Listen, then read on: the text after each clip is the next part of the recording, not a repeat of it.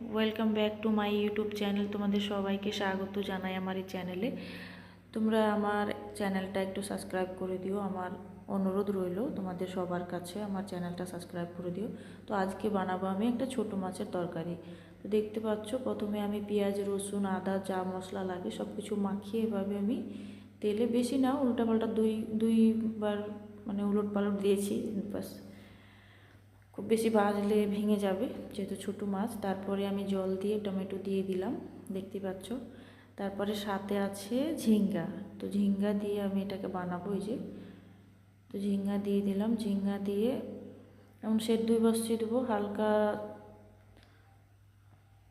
হালকা মাখা মাখা থাকবে, খুব একটা ঝোল থাকবে না, ঝোল হলে ভালো লাগবে না। তো আমি এখন সবগুলোই ঝিঙে দেওয়ার পরে আমি এখানে ঢেকে দিব। দেখতে পাচ্ছ আমি ঢেকে দিলাম। তারপরে একটু পরে দেখতে পাচ্ছ হয়ে গেছে আমার সবজিটা। তো খাওয়ার জন্য একদম রেডি। এই যে, তো গরম গরম ভাত দিয়ে বা রুটি দিয়ে এখন এটা খেতে পারো। তোমরা বাড়িতে একবার ট্রাই করো।